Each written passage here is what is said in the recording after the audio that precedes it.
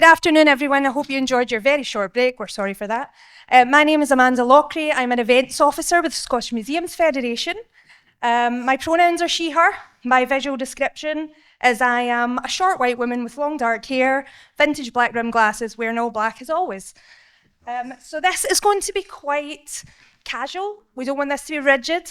And the way it's going to work is we are going to have an introduction from our speakers, and then we're going to ask them a little bit about their experience with financial resilience.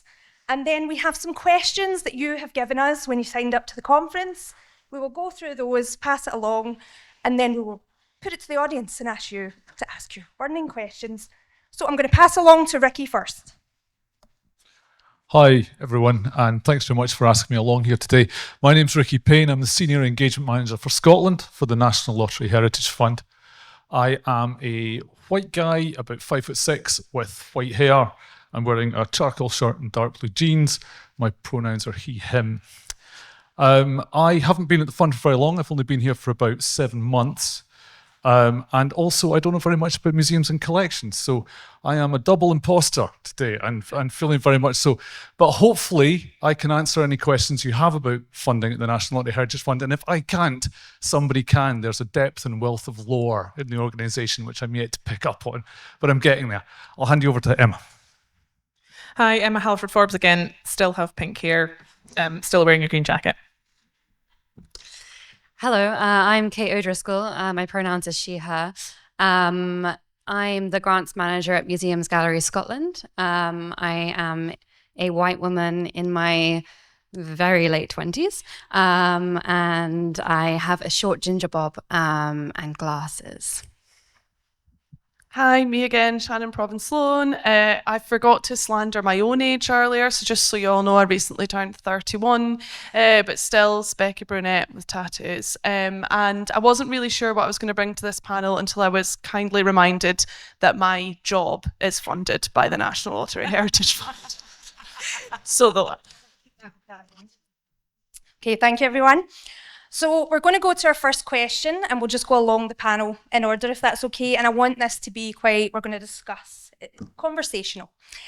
So the first question was, it's a burning question about finances. How are other organisations finding money to fund the continued care of their collections in this challenging economic time? So just your own experience and your organisational experience. Well, I think from the National Lottery Heritage Fund's point of view, obviously, resilience is something that we fund, and we fund that at kind of 3 levels. We fund it at the avoiding crisis level, right at the top of the pyramid, and we hope you get to us before crisis happens. Then we fund it at the kind of capacity building and skill development level, which is that kind of core level. And then we also like to fund at that kind of innovation level, that kind of reaching new audiences. And we've seen so many great examples of that today, I think, in the presentations that have been delivered. We don't get many of those innovation style applications, I think, because we are generally considered to be a capital funder, and we're the only ones that people come to us for these big projects. But one of the things I would say, and one of the mistakes I think people make when they apply to the National Lottery Heritage Fund is we will, because I'm in the engagement team, I'm at the front end of the grant process. You'll come to me before you make an application, and we will vet inquiries and expressions of interest and give you feedback on them. And one of the things that we see a lot in inquiries and expressions of interest is, we want to fix our roof. And that's it. We want to fix our roof. Now, arguably, if you don't have the money to fix your roof, then your business case is already poor, you know? So what we want to see is, we want to fix our roof. Here are several things we're going to do to make sure that we can fix our roof in the future. And that is the thing that makes your application much, much stronger. And there's been, I was going to give you some examples, but actually there's been so many great examples of that kind of stuff happening today that, you know, I think that I'll leave it to the network and the floor to consult exactly on how you do that. Thanks. I think if we're talking about care of the collections in like a really hands-on kind of way, I'm not really sure that we are funding that. It's really, really difficult. if any of you were at MGS Symposium, I think I said the same thing then, is we are not prioritising collections. We're only just beginning to turn back. You know, we've spent the last, nearly 2 decades talking about learning and access, talking about engaging with collections. Quite rightly so, it's really important. But I think until the last couple of years, we've kind of forgotten that actually the reason that we're all here is to care for collections in perpetuity on behalf of society. That's why museums are here. And it is really difficult unless you're doing exactly what Rikki said, that you're not just talking about fixing your historic building, you're not just talking about caring for your collections, you're not just talking about conservation, but you're talking about how you can become a resilient, sustainable organisation to keep doing that into the future. It's not just about collections, it's about that wider piece, and it is really easy for collections to get lost in the melee. Yeah, I think I'm probably going to mirror that from our funding perspective. Collections are at the core of the MGS strategy, and in our funding, in our core funding programs, which is Museum Development Fund and small grants, we do have outcomes specifically designed for your collections. So collections cared for, accessible and shared, and I think that is sometimes where the tension comes in from museums applying for the programs, is that when we are funding collections care work, we want to be funding collections care work that also means that more people see your collections and that more people are actively engaged with your collections. We don't really want to be funding collections care work for stuff that is sort of in stores or isn't going to kind of make a difference to how many people see it, which can also obviously be really challenging for the museums, because you are still responsible for all that stuff in the stores. And I think, but that is one of the kind of, I suppose, core tensions of museums, galleries, Scotland's funding role, because we are a project funder. So I think to an extent, that is always going to be true. But having said that, if you are struggling to fund your collections care, and also if you are interested in getting people more engaged in your collections care, then do come talk to us about those programs. And we do have really good examples of ways people have kind of combined that, including, I think, one of our most recent applications, I think I'm right in saying, was Gorham House, and what they're looking to do is to increase their collections conservation skills by training up their volunteers in conservation skills, but specifically they're focusing on hidden treasures of their stores, so that stuff that people aren't really seeing, and ways in which those collections can be conserved by volunteers but also taken out of the museums by volunteers and into the community. So yes, when we are funding, we are largely funding that stuff that does both. Yeah, I'm afraid. Oh, sorry, everyone. I'm afraid I'm going to say exactly the same thing. Obviously, you've heard me talk today about how I'm the first paid collections-based staff member that Dunollie has seen in 20 years, basically since the entire time that we've been an independent charitable trust. It can feel frustrating because, as has been mentioned in our mission and vision statements, feels to me sometimes like a lot of lip service being paid to protect and preserve our heritage. Although I do fully understand, I love where I work, and I understand that with any small heritage site, you can open without a curator, but you can't open without an operations manager, you can't open without an office manager. I get how that works, and that's how you bring money into the site, but I would echo, if you're talking about how are people funding collections care, in my small few years of experience in heritage, they're not, or they are if they have a lot of money anyway.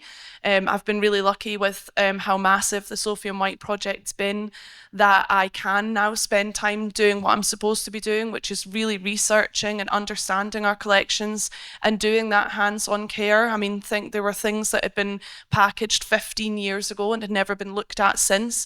Something can be in a storeroom whose dehumidifiers are getting emptied, but that's still not good enough if we're talking about doing the best for our collections. So yeah, my experience has been that as everyone's costs are increasing, our visitor numbers are dropping, things are getting harder, and collection staff can't be the priority, and I understand that, but wish that we were all able to fund more of them. Thanks so much. So our second question sort of backs off of that, what we're talking about, and what Rikki said about using your funding for more than just the roof needs fixed. So this question is, what does resiliency look like in an organisation that must balance finances while maintaining conservation goals, which I think is probably everyone's organisation. Everyone's struggling with that. How have you found it within your organisations and previous roles? And Rikki, obviously you'll see a lot of funding applications and things. How do you see that they are funding this? Could you? Thanks, Amanda. I think I do see a lot of applications. It's curious working for the National Art Heritage Fund because things take so long to come to fruition. Even though I've been here for 8 months, I haven't actually seen a project come to life yet. So a lot of the information I have about this world is anecdotal or comes from my past experience. My past experience was in the cultural sector, more closely focused in the artistic sector. And essentially what the question is here is, how do you balance income generating activity with activity that doesn't make any money? And that is a massive challenge across the cultural sector, and it's one that the arts and heritage sectors share, I think. My background is in placemaking and partnership working. I've founded festivals and organisations, and I've done a lot of that work kind of scrambling at pace very quickly to try and make resilience happen very quickly. And one of the things I would say, I think after years of learning, is have 3 sources of income. Whatever they are, have 3 sources of income. And if one of your sources of income is a cafe, have 4 sources of income. I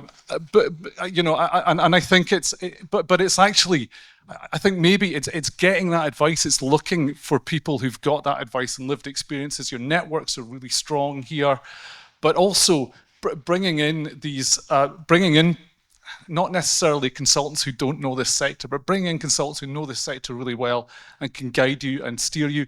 And again, National Art Heritage Fund can help you fund that as part of a wider development of your organisation. Thanks. So resiliency. Focusing on impact, I think we're really, really good at that as a sector. Showing a strong sense of purpose, again, I think we're really good at that as a sector. I know over the last year, in both organisations that I work with, we have really had to focus on that impact and purpose when you are looking at cutting staff or, in the case of Glencoe Folk Museum, the museum still isn't open. It was supposed to be open already. So we're having to keeping on paying staff, and how do you fund that? And the staff keep coming and saying, and obviously our jobs will end. And we're like, obviously they're not going to, you're insane. The museum's not open yet. So it's about prioritising that and showing that strong sense of purpose. I think effective leadership, I know, again, these are all things that you're like, yes, we know this, Emma, but there are so many organisations that I have worked with or I have observed where that isn't the case. I don't think anywhere has got it 100% right, but in terms of trustees, in terms of leadership within your staff team, funders are looking at that, and they're looking at whether you're leading well, and that has a huge impact on being able to get funding and being able to recruit good staff, for instance. And I think, again, robust operational practices, even if it's not a lot of money, even if you're a tiny organisation like Glencoe Folk Museum, it's very different from my day job, but, Anise does payroll in her spare time. All of these things that are really important, improving our HR facility, even though we're a tiny organisation and we only have 1 and a bit members of staff most of the time. All of those things are really, really important. And certainly over the last 10 years, we have completely transformed the way that we're, trying to be more professional about the way that we run the museum. So I think those are my top tips. I think what resiliency can really look like in an organisation is an organisation that has the time and the capacity to really plan forwards, be sustainable. And I think that's extremely hard for much of the museum sector because, quite often, as you'll all know, even in your leadership positions, you're also responsible for manning the desk and sometimes cleaning the toilets and all of these other things. I think it's incredibly difficult to be resilient organizations that are planning for the future when you're trying to keep the day-to-day operations of the museums running. This is something we're thinking a lot about at MGS. We've been awarded a significant amount of money this year from ScotGov to look at capacity and sustainability in the museum sector. And one of the things that we're looking at as we're developing the capacity funding that we will announce as soon as I finish developing it, is how we free up the time of leaders in the sector so that they are able to focus on the future and sustainable planning and strategic planning, and hand over some of that day-to-day running to someone else. So that's a bit of a watch this space, really, for our strategic and capacity funding. But yeah, it's something that we are thinking a great deal about. Yeah, similar to what the two of you have just said there, in a way I'm able to try and do some balance just now within the scope of our project, with a view to that maybe I won't be here come next year, and our organisation will need to go back to trying to continue with engagement with our collections that can bring in an income, for example, our things like our pop-up exhibitions and that I've already mentioned. And the way I've been trying to do that is by creating new documentation, moving the object database, so that if we do go back to staff having to take time out of their main roles to do collections engagement, at least it's organised, things are labelled, things are in a more accessible and better condition than before, and maybe those kind of events could be put on by people who, as you say, they actually have a whole day job that isn't that. But if I've left it in kind of better nick, it might mean that the collections still get to come out and about a bit more because people will be able to understand them. Fantastic, thank you. Amanda, can I just ask a question? Yeah, of course. Shannen, can I ask how long your post was funded for? Yeah, this project's 30 months, and I've 30 done 12 months. months at Dunollie before that. Okay. Yeah, I mean, we don't have a policy on how long organisations should be funded for, in order to fulfil our organisational sustainability investment principle.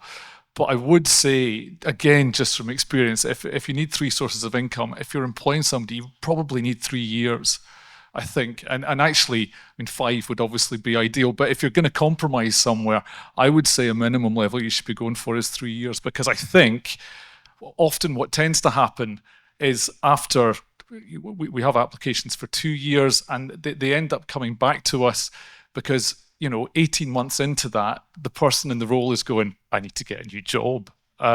So you don't get your 2 years. At least if you've got 3 years, you've got enough time just to get for that person to do what they need to do on the ground, to complete those tasks that Shannon's obviously been doing over that course of time, and then to look ahead. Then to think, okay, what now? What next? What do I need to do to get over that line?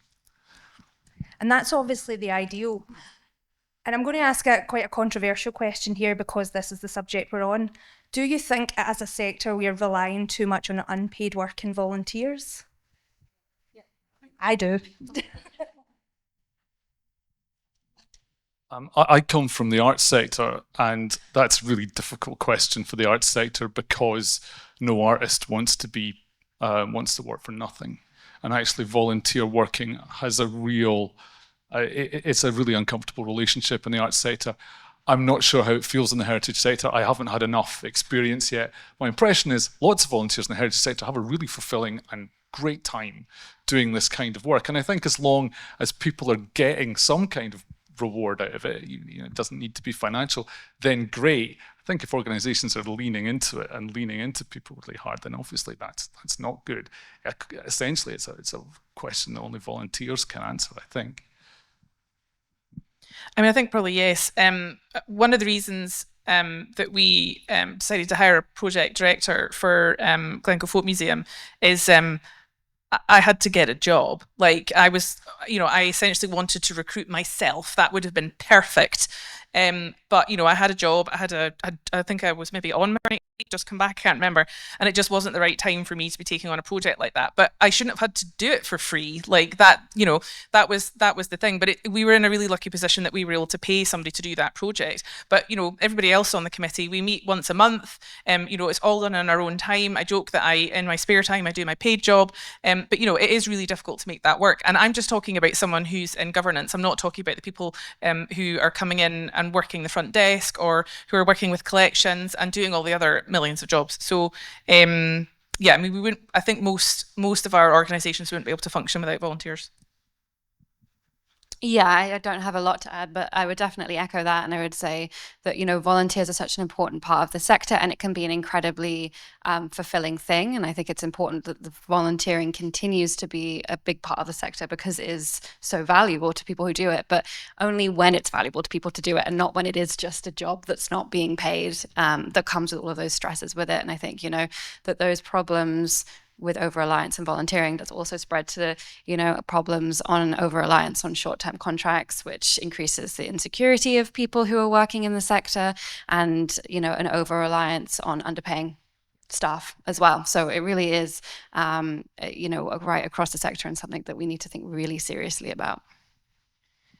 And I think just to say, I guess I visualize this two different ways. I think that we rely too heavily on both, but in my mind, there's one group who are volunteers who come in, they have maybe a set project or set couple of projects, and I know many of you will be the same, but at Dunollie, we really try and create a very specific environment for our volunteers. We are, I know it's a cliche, but like a family, but we have Christmas parties, they get free hot drinks from the Kettle Cafe, everyone's very pally with each other, but those are people who come in to do a set task. But then there are staff who volunteer much more of their time than their paid hours, and our organisations would also not run without them. And I think there is a definition, and I think we're seeing more and more of the second camp, like those of us who work full time or however many hours, but you give and give and give because you love your organisation. That's different from a volunteer who's chosen to give her Wednesday afternoon in to come and do a knitting club. And I think one we go out of our way to value, and the other we expect because we're passionate about our organisations. And on that as well, obviously, we've been talking about the fact that everyone has to wear so many hats in an organisation, and it is taking time out of your own time. People have kids, people have other roles, other volunteer areas.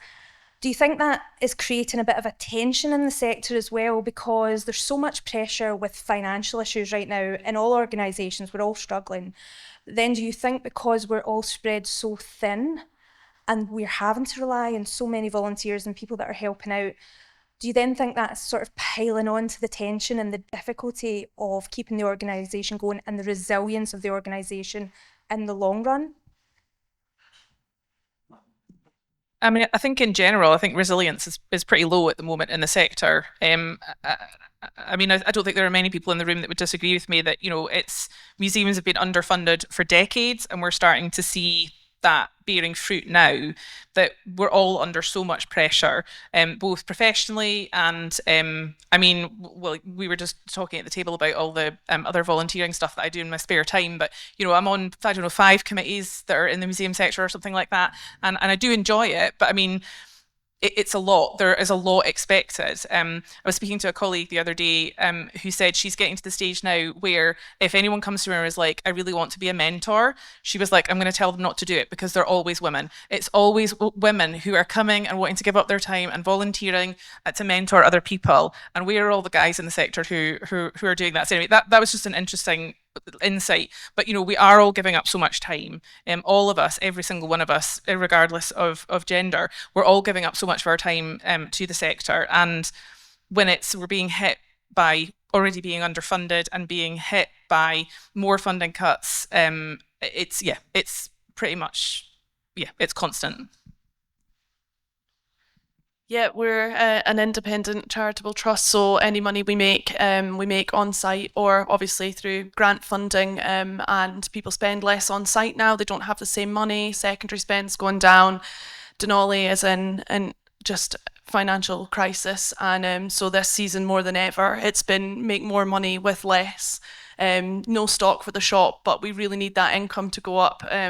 We all work 2 different jobs and then give our time over and above that.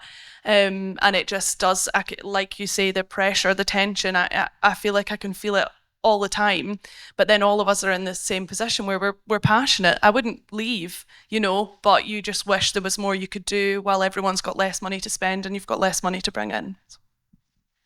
I think, Rikki, did you have something you want to say, man?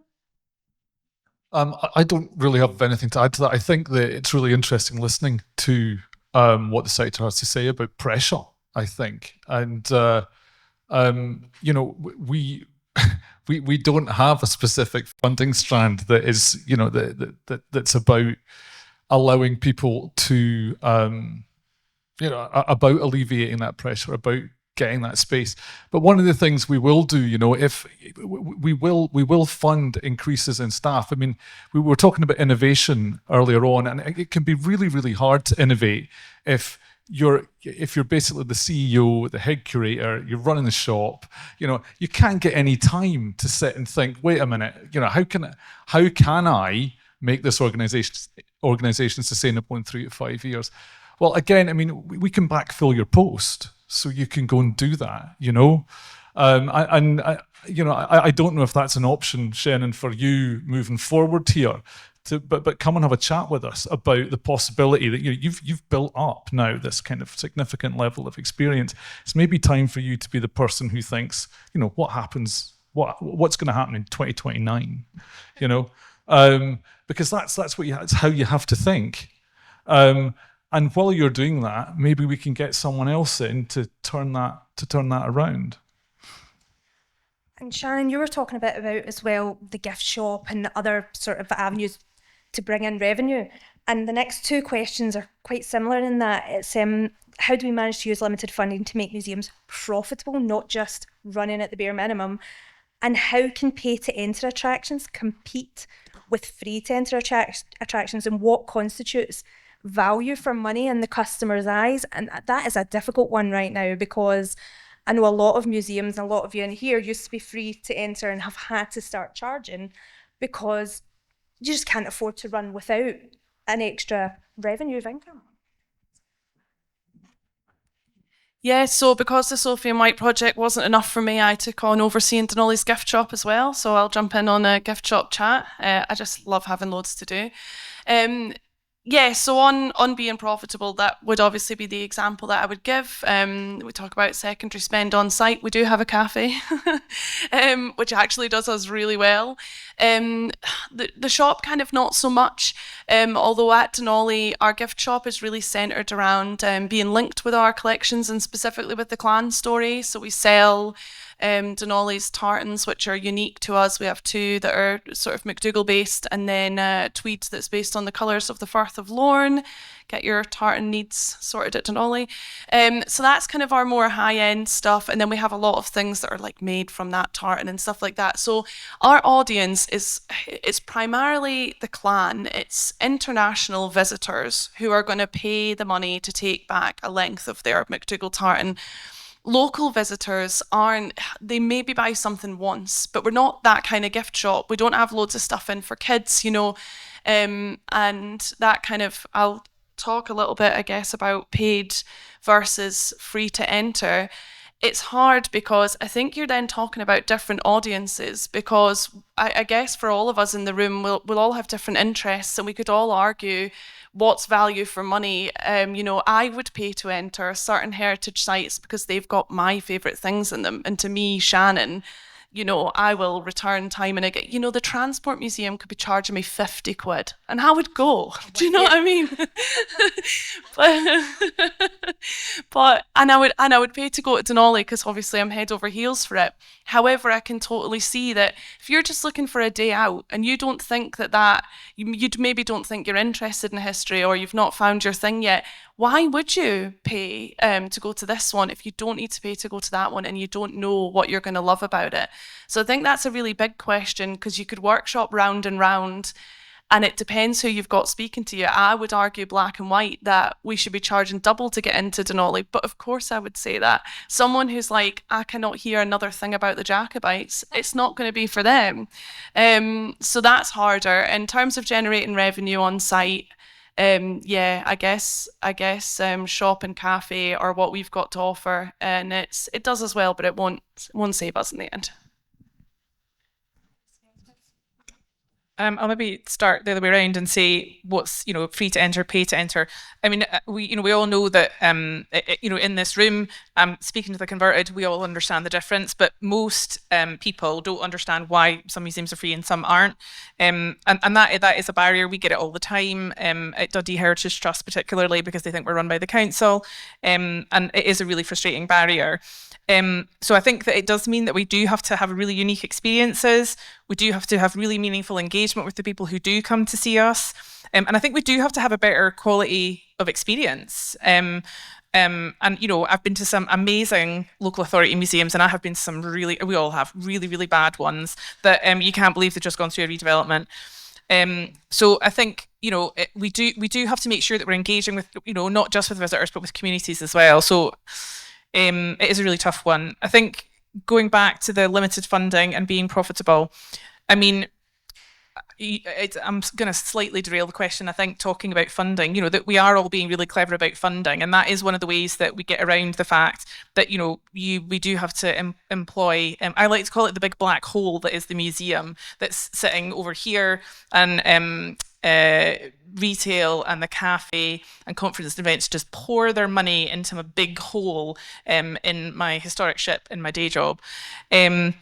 But one of my bugbears that I have at the moment, and I was saying earlier about the generations of not investing in museums, is that we as a sector need to be advocating for more support for that core work that we do to care for our collections and to engage with people. We can't keep relying on project funding. It is completely unsustainable.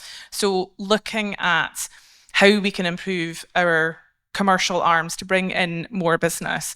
One of the things that we did the last few years, we got a resilience grant from the lottery, and we did employ a commercial director at Dundee Heritage Trust who came from a hotel background. And I don't think I'm overdoing it to say that she did transform the way that we manage our business. Retail spend is up, cafe spend is up, and we've got a completely different conference and events offering, really professional.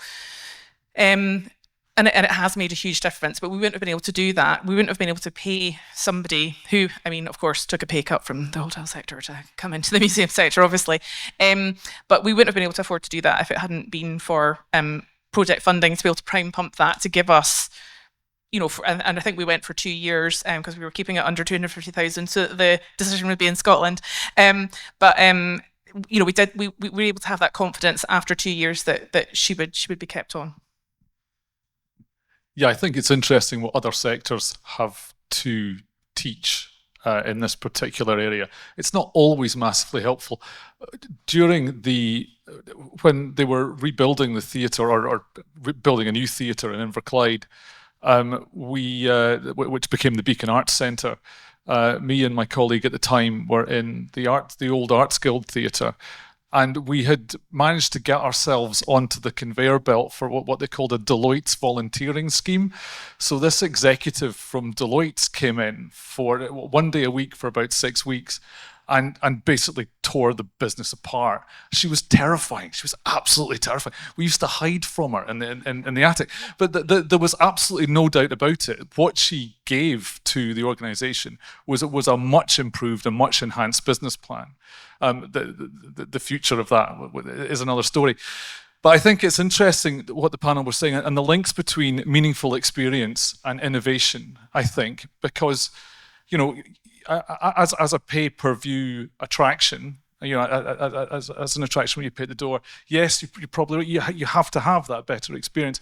And there were some great examples of innovation and experience. I'm looking at Education Evolved back there. And also, I don't know if anybody's been to Tremontium. Is there anybody here from Tremontium in Melrose? The VR experience in Tremontium is fantastic. I mean, there is no Roman fort there at all. There is nothing left of it. But you put this headset on and you can walk through the Roman fort.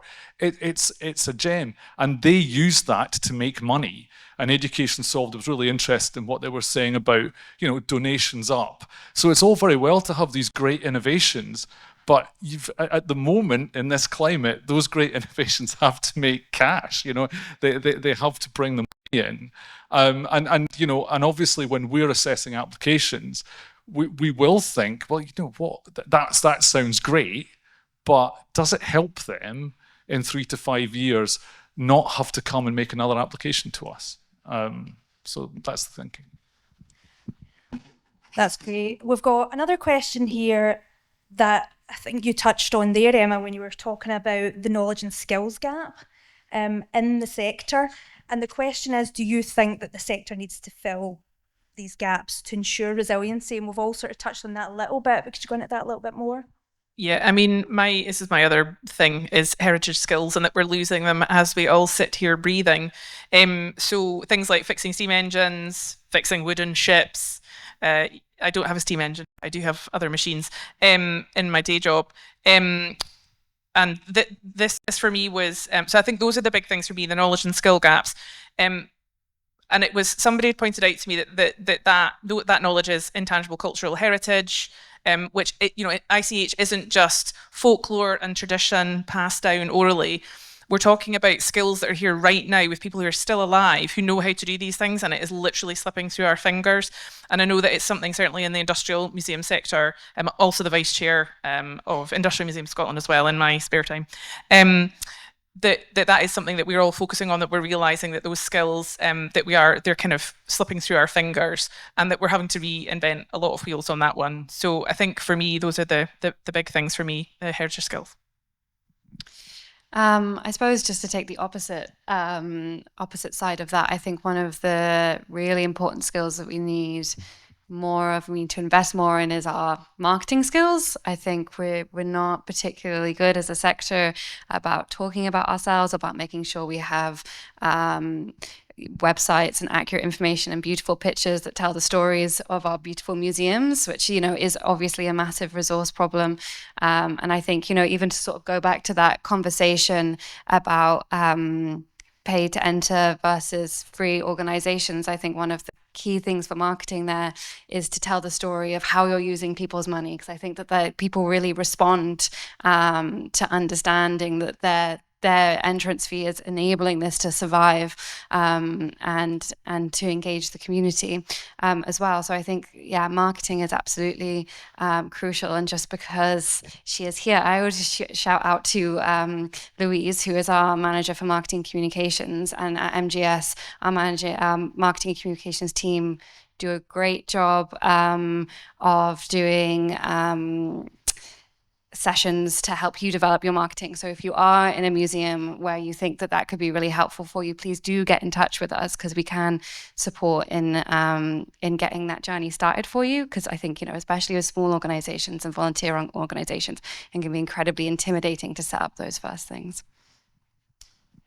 I'm not sure how much I can add to this, but I would agree that we're an example of exactly what you've just described, because the local community in Oban still consider us just to be a sort of stuffy private home full of MacDougalls, which is not what we are. We're a charity and we handle everything ourselves. And my colleague Florence, who handles all of our marketing and communications, has been working for years to, in a fun, informal and not too lectury way, promote who we are and what we really do, and stop short of saying, please stop asking us if the family fund us. We are nothing to do with them. So it's a good example of that. But the only thing I would say about skills and knowledge is that I was lucky enough to come into the sector through an apprenticeship. Never worked in heritage before, just really loved museums and thought I'd give it a bash. And many of the best people that I've met while I've been here have come in a similar way, either apprenticeship schemes, other kind of work on the job stuff, maybe don't hold heritage qualifications. But I think as long as you have genuine passion and enthusiasm and a little bit of common sense, you can probably learn the majority of the things that could contribute to a good organisation. There is the practical skills element, which I think is obviously really important. I was speaking to the chap at the engine shed recently who told me that in Scotland we have capacity for about 5,000 stonemasons and we've got about 600. So there's clearly a gap there. But also to pick up on that really crucial kind of marketing and presentation point, I've sat here today as somebody who's a little bit of an outsider in the heritage sector, who's got all sorts of other experiences in the cultural sector. I've sat here today and I want to go and visit every single museum that I've seen today. I absolutely, totally do. Yet I probably, had I not been sitting here today, or if I don't rummage through our kind of funding database occasionally, I probably wouldn't know about them. I probably wouldn't know enough about them. And it's not just about the quality of the museums and the collections, it's the passion of the people who've been up here on stage as well, selling that. And I think there maybe is something here about selling the sizzle and not the sausage so much. I think there really is something about how you market and promote your museum effectively. I remember during COVID, there was an agricultural museum in the north of England, and one guy posted a picture of a sheep, and it was a very robust sheep. And he said, "Look at this unit." And I think it had about 1.5 million likes. And when the museum opened, lots of people went to see it on the basis of this one single kind of off the cuff social media comment. So I think if there's a skill we need to, if there's a skill we need to think about more or build more capacity in the sector, it's using that social media conduit to reach people at their level. I find discussing that, I work in a commercial gallery, and that is our main marketing is social media because it's free, and we're in a time where we're in a bit of an economic crisis, and we tried other roads and it was so expensive for marketing, so expensive. So if you don't have that skill in your organisation, then you're utilising your social media a lot more. Do you find that your organisations utilise your social media, and is that how you get your better reach? Yeah, we're all on Facebook and Instagram at Dunollie Museum Castle. Follow. Please, and tell everyone I've done a wonderful job. I think we had a Twitter, it's long gone, Instagram and Facebook posts, and then Florence, who I obviously mentioned, is really good now at knowing what kind of captions do well. It's not always the same on both. Florence is 24, and we have one other colleague who's also 24, and there's been a lot of chat in the office of how do we not have a TikTok channel. If the two of you are under 25 years old, how are you not bringing in a bit of chat on TikTok? Anyway, they've both shot that down and I'm far past it. So yeah, that is our main source, and then depending on what kind of thing we're marketing, we'll also do flyers and posters. So for most of the stuff I do, the Women Collectors event, the pop-up thing, that's niche, and we're looking at the older market. That's, who's coming along to my exhibition about spinning wheels? It's probably someone who's seen it on a poster in the charity shop. So we'll do that. Yes, That's really I put posters everywhere in Oban. Please visit this summer and spot them. But yes, all of our charity shop, craft stores, that kind of stuff. So my kind of stuff, we maybe also do paper marketing, but for the most part, it's social media. We have a website, but we all know that that's kind of not really what people are reading on the website.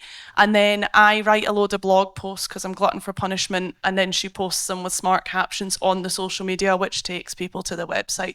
But yeah, what we don't have is Twitter or X or whatever. That's been long forgotten. And then I got a LinkedIn, but really just to celebrate my own successes. That's really what it's for. I'm not going to talk about Dundee Heritage Trust marketing because our marketing manager is sitting right there. But at Glencoe, we've spent a lot of time building up our social media presence and improving our website. But I think we are really lucky that Glencoe comes up a lot. Outlander, and also the death thing. It is good. It's a lot of people come. In fact, a lot of people are like, "Is there a museum in Glencoe?" And I was like, "No, you stopped at the NTS Visitor Centre. That's not the museum." But yeah, I think we are really lucky that there are a lot of people go past on the main road. They've obviously heard of the Glencoe massacre. A lot of diaspora will, know about the clearances and so on. So I think we are really lucky that we have that to tap into. Certainly, before we closed, our visitor figures were increasing, and a lot of that was to do with improved marketing. And our shop sales, our number one item, and I really hate to say this, it's the replica of the ring that Jamie gave Claire in Outlander. That was our number one bestseller, and we literally couldn't order them quickly enough from the supplier to sell them, and it makes me want to throw up a little bit that was our top seller. But anyway, and us as well, just any sort of plan thing. Yep. And the weird gloves that Claire wears, also big seller. Anyway, yeah. Just play the Skyboat song and draw them Yes. in. Yes. Anybody else? We're good. Okay, I think it's probably time to open it up to the audience because we're moving along a little bit. So I'm going to pass the mic down. Anyone? Questions? Come on, don't be shy.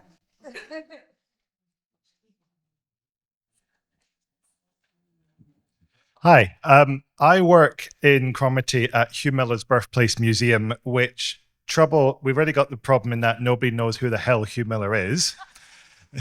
But because Hugh Miller he was a jack of all trades during the Victorian era and did so much, but he's best known for his fossil hunting, geology side. So last year I was taken on to do more community engagement stuff, and I have always been pushing that we very much drive into that angle of it to try and attract more attention, because which kid doesn't go through a dinosaur phase, right? Yeah.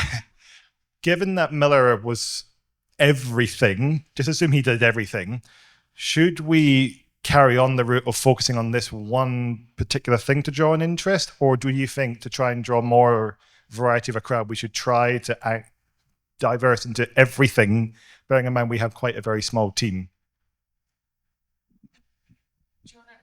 Well, I know Shannen was talking about this earlier, about, the Dunollie collection has something for everyone. That is a really tough one, and I think that it is really easy to lock onto one thing.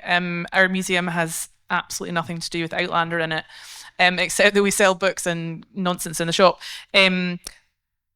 But it's a big thing and it draws people in. And I think if you can find something that people want to jump on, like dinosaurs, and being able to have multiple strings to your bow, that you're able to talk about the different things that you do. And so other places I've worked, like, for example, we'll on one social media stream, we'll talk about one particular thing. So just as an example, on Facebook, which is populated by me, you might want to talk about dinosaurs because we have small humans who like them, and that might be what you talk to there. But actually on Instagram, you want to talk about your amazing photography collection or whatever it is, because that's more visual. So I think there are ways that you can talk about the different things that you do, and that maybe those streams don't always have to meet. But it is a challenge, and particularly like you say in a small team, it is a challenge to be able to find those different stories and engage with those different audiences with the thing that might interest them. And some of it is a little bit suck and see. And yeah, looking at your analytics or looking at your feedback, and yeah, maybe thinking, if I had to ask visitors 3 questions, or people who don't visit 3 questions, what would they be to be able to help answer that question? Yeah, I totally agree. I would say what we kind of do, it's not really the same, but we do a lot of workshops with both primary schools and secondary schools, and we'll sort of decide on the first one, like we love Victorians because it's our most robust museum objects and they can't break them. And then once they've done, whether it be that one or the block, we ask them whether they want to do something similar or whether they want to pick something else, and then we can orchestrate it around that. And usually people will give you pretty clear feedback, especially if you were able to hand them, say, 3 options, like, do you want to do more fossils or do you want to do A, B, or C? People might tell you, yeah, I would come back and do another thing with your organisation, but I don't want to do fossils again, I want to do this. Or they might say, oh my God, fossils all the time, incredible, loved it. Any other questions? Also, sorry. just thinking a little bit about co-design and co-creation. So one of the things I did in a past life is a lot of co-design and co-creation. We get a lot of applications that say, we're going to co-design this with this community, or we're going to co-create it with this community. And then you look at the paperwork, and there's the community aren't involved at that stage when you've already decided what you're going to do enough to write a funding application, which makes me think, are you really co-designing this, or are you just using that word? But I think co-design and co-creation, and really taking a deep dive with your community into your collection might well have the answer for you if you've got time and capacity to be able to do that, because it is quite a long process, I think.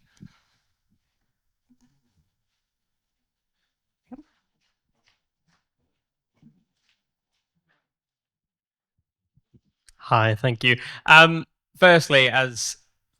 I'm Dylan. I'm the Director of Photography for Monument Marketing, specializing in heritage photography, marketing, what everyone here is talking about. So hearing the conversation that's just happened has been amazingly refreshing, as that can be very difficult to try and convince, organizations that photography is key and social media is key and all of that.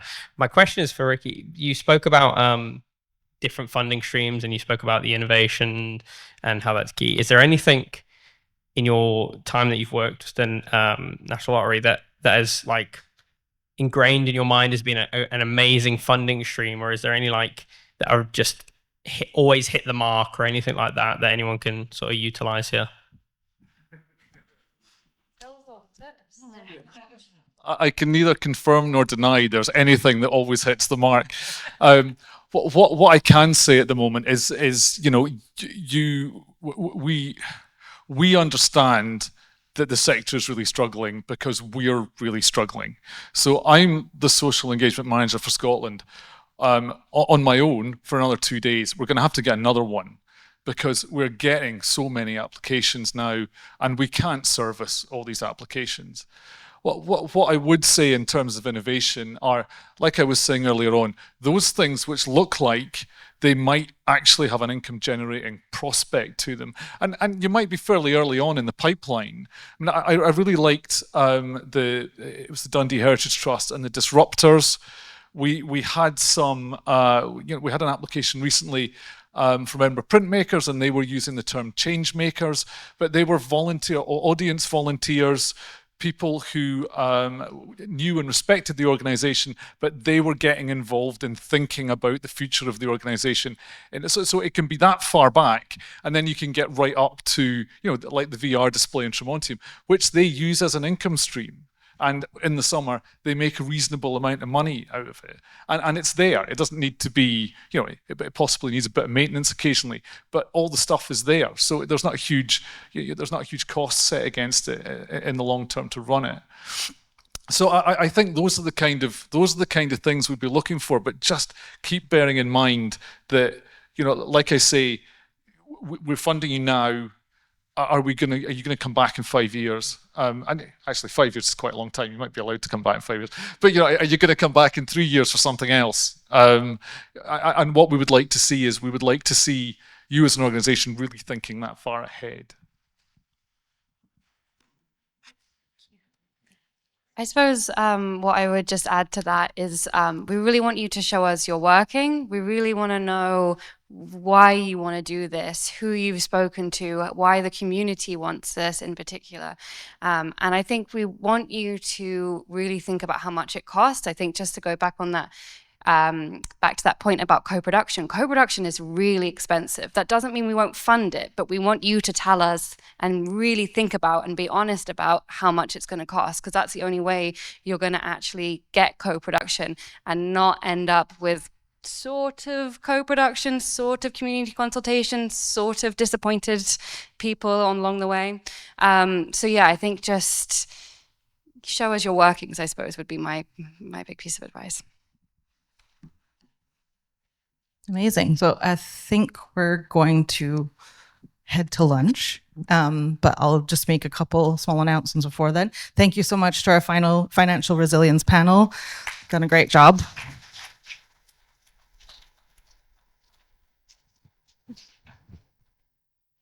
Great. So just a couple, I don't know where to go here.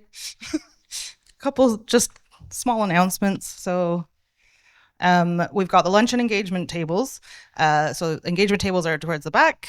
We've got Education Involved, National Museum Scotland, I should say the whole thing, and Museums Gallery Scotland. And the lunch is upstairs. So if you head back towards the entrance that you came in and up the stairs, that's where the lunch will be served. The social activities, we've still got the sign-up sheets at the registration table if you need a reminder of what you signed up for. There's still plenty of space available at Dundee Contemporary Arts Tour, and the leaving times are Verdant Works departing at 2:05, HMS Unicorn at 2:10, and Dundee Contemporary Arts at 2:15.